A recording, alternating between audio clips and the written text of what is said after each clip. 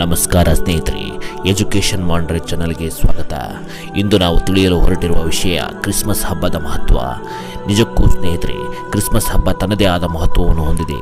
Christian ಸಮುದಾಯದ ಪ್ರಕಾರ ಇಡೀ ವಿಶ್ವಕ್ಕೆ ಶಾಂತಿಯ ಸಂದೇಶವನ್ನು ಸಾರಿದ ಯೇಸು ಕ್ರಿಸ್ತ ಜನಿಸಿದ ದಿನವನ್ನು ಪ್ರತಿ ವರ್ಷ ಕ್ರಿಸ್ಮಸ್ ಹಬ್ಬವಾಗಿ ಆಚರಿಸಲಾಗುತ್ತಿದೆ. ನಿಜ ಸ್ನೇಹಿತರೆ, ಜೋಸೆಫ್ ಮತ್ತು ಮೇರಿಯ ಪುತ್ರನಾಗಿ ಡಿಸೆಂಬರ್ 25ರಂದು ಯೇಸು ಜನಿಸುತ್ತಾರೆ.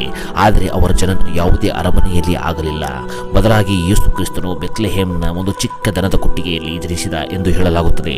ಪ್ರತಿ ವರ್ಷ ಡಿಸೆಂಬರ್ 25ರಂದು ಪ್ರಪಂಚಾದ್ಯಂತ ಜನರು ಕ್ರಿಸ್ಮಸ್ ಹಬ್ಬವನ್ನು ಆಚರಿಸಲಾಗುತ್ತದೆ. ಈ ದಿನದಂದು ಜನರು ಚರ್ಚ್ಗೆ ಹೋಗಿ ವಿಶೇಷ ಪ್ರಾರ್ಥನೆ ಸಲ್ಲಿಸುವುದರೊಂದಿಗೆ ಮನೆಯಲ್ಲಿ ಕ್ರಿಸ್ಮಸ್ ಟ್ರೀ ಹಾಗೂ ಹೂಗಳಿಂದ ಅಲಂಕರಿಸಲಾಗುತ್ತದೆ. ಸಂಬಂಧಿಕರು ಸ್ನೇಹಿತರೆಲ್ಲ ಒಟ್ಟಾಗಿ ಸೇರಿ ವಿಶೇಷ ಆಹಾರವನ್ನು ಮಾಡಿ ಸವಿಯುತ್ತಾರೆ. ಕ್ರಿಸ್ಮಸ್ ಡಿಸೆಂಬರ್ 25ರಂದು ಗ್ರೆಗೋರಿಯನ್ ಕ್ಯಾಲೆಂಡರ್ ಮೂಲಕ ಆಚರಿಸಲಾಗುತ್ತದೆ. ಇದು ರೋಮನ್ನರ ಕ್ಯಾಲೆಂಡರ್ನಲ್ಲಿ ಚಳಿಗಾಲದ ಆಯನ ಸಂಕ್ರಾಂತಿಯ ಸಾಂಪ್ರದಾಯಿಕ ದಿನವಾಗಿದೆ. ಪ್ರಪಂಚಾದ್ಯಂತ ವಿಭಿನ್ನ ಹೆಸರುಗಳಿಂದ ಈ ಹಬ್ಬವನ್ನು ಆಚರಿಸಲಾಗುತ್ತದೆ. ಇದನ್ನು ಜರ್ಮನಿಯಲ್ಲಿ ಯುನೈಟೆಡ್, ಸ್ಪ್ಯಾನಿಷ್ನಲ್ಲಿ ನವಿಡಾಡ್, ಇಟಾಲಿಯನ್ನಲ್ಲಿ ನಟಾಲ್ ಮತ್ತು ಫ್ರೆಂಚ್ನಲ್ಲಿ ನೋಯಲ್ ಎಂದು ಕರೆಯುತ್ತಾರೆ. ಈ ದಿನ ದೇವರು ತನ್ನ ಮಗನನ್ನು ಭೂಮಿಗೆ ಕಳಿಸಿದ್ದು ಜನರನ್ನು ಅವರ ಪಾಪಗಳಿಂದ ವಿಮೋಚನೆಗೊಳಿಸಲು ಮತ್ತು ಅವರಿಗೆ ಸರಿಯಾದ ಮಾರ್ಗವನ್ನು ತೋರಿಸುತ್ತಾನೆ ಎಂಬ ನಂಬಿಕೆ ಇದೆ.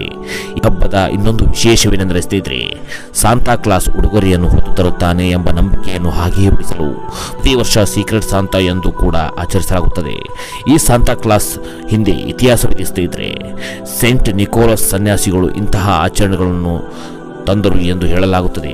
ಅದೇನೇ ಇರಲಿ ಸ್ನೇಹಿತರೆ, ಜಗತ್ತಿನ ಎಲ್ಲ ಕಡೆಗಳಲ್ಲೂ ಸಡಗರ ಸಂಭ್ರಮದಿಂದ ಈ ಹಬ್ಬ ಆಚರಿಸಲಾಗುತ್ತದೆ.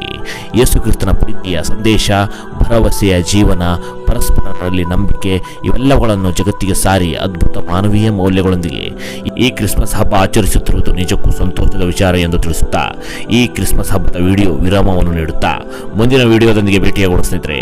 ಅಲ್ಲಿಯವರೆಗೂ ಇಂತಿ ಧನ್ಯವಾದಗಳು.